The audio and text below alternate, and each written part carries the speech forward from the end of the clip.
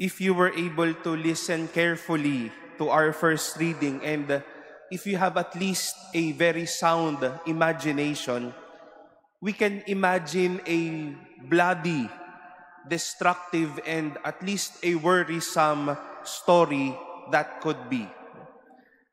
The destruction of Jerusalem, which is the story that we've heard, brought not only brokenness of borders, but also pain for the people. Madami ang naging mahirap, madami ang nawasak ang kabahayan at kabuhayan na rin.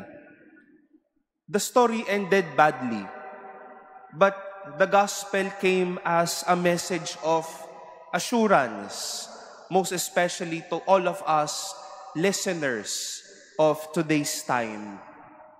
We've heard that after the long days of hearing the Sermon on the Mount by Jesus, now Jesus came down from the mountain and did series of healing.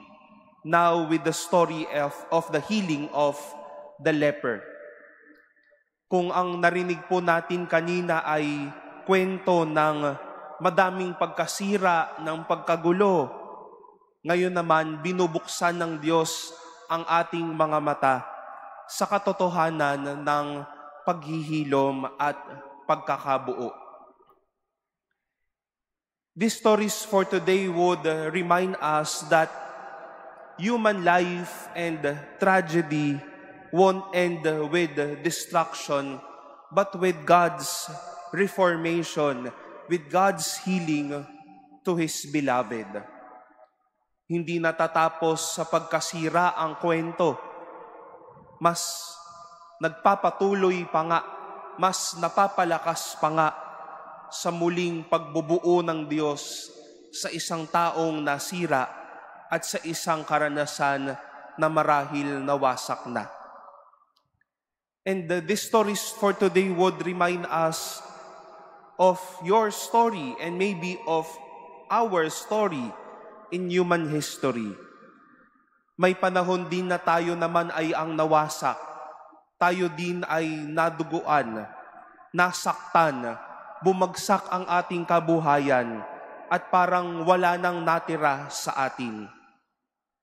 But every destruction is not an end in itself. God's desire for you and for all of us is not our destruction but your healing.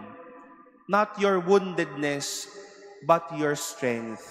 Not weakness but happiness. Dahil sa mga panahon na tayo naman din ang winasak, tayo naman din ang nawalan ng dignidad, tayo naman ang sinaktan, God would also echo the words, His words to the leper, I will do it, be made clean, be well, and be healed. Today we remember the holiness of Saint Irenaeus, a bishop and a martyr.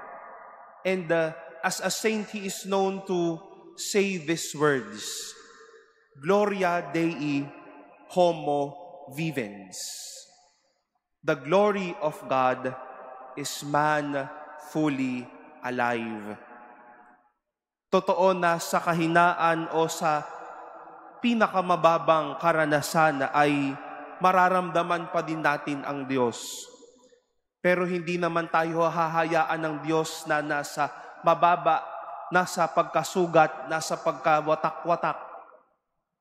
He wants us to be fully alive, to be fully healed, to be fully living, to be fully strong, so that His glory may also dwell in us. My dear friends, destructions will not put the period in this life.